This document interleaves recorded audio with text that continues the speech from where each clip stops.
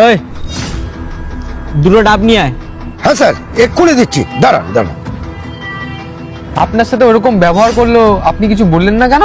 কি বলবো বাবা, এরা হলো বড় লোক মানুষ, রাস্তা থেকে ডেকে ডাব চাইবে, তাই আমাদের গিয়ে দিতে হয়। তুই বাবা একটু দাঁড়াও, আমি ওনাদের ডাবটা কেটেই দিয়ে আসছি। এই নিন স্যার, ধরুন। আর একটা এটা খান, আমি আরেকটা কেটে এনে দিচ্ছি। বলো। দিন আমাকে একটা ভালো থেকে ডাব দিন। হ্যাঁ দিচ্ছি।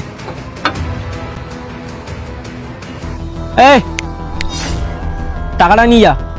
হ্যাঁ স্যার, আসছি আসছি, তুমি একটু দাঁড়া। হ্যাঁ হ্যাঁ স্যার বলুন। বলছি কত হয়েছে দুটো ডাব? দুটোটা বেশি না, মাত্র 1000 টাকা। 1000 টাকা? তোর কি মাথা খারাপ হয়ে গেছে নাকি? ডাব আবার কবে থেকে 1000 টাকা হয়ে গেল? তুই কি পাগল হয়ে গেছিস? 500 টাকা করে একটা ডাব? না স্যার, পাগল হতে যাবো কেন, আমার ডাবের যা দাম আমি সেটাই চেয়েছি। 1 মিনিট, আরে ডাবের দোকানে তো লেখা আছে 50 টাকা করে ডাব। আপনি কি করে 1000 টাকা করে বলতে পারেন?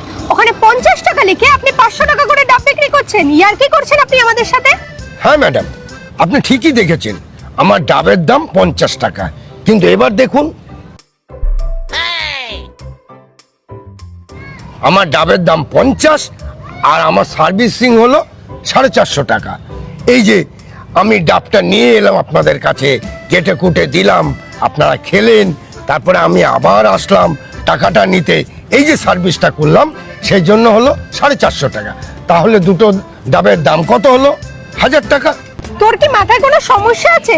আরে বড় বড় রেস্টুরেন্টেও কখনো এত টাকা করে সার্ভিস চার্জ নেয় না, আর তুই সামান্য ডাবটা নিয়ে এসেছিস বলে আমাদের থেকে 450 টাকা করে নিচ্ছিস। 1000 টাকা মানে তুই বুঝিস তুই দিনে 1000 টাকা কামাতে পারিস? তুই এইভাবে মানুষ ঠকাচ্ছিস।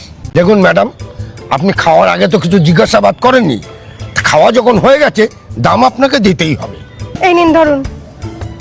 আর এই নিন, এই দুটো নিয়ে যান। আরে কাকু, হ্যাঁ বল। ওদের তো আপনি ভালোই মজা দেখালেন।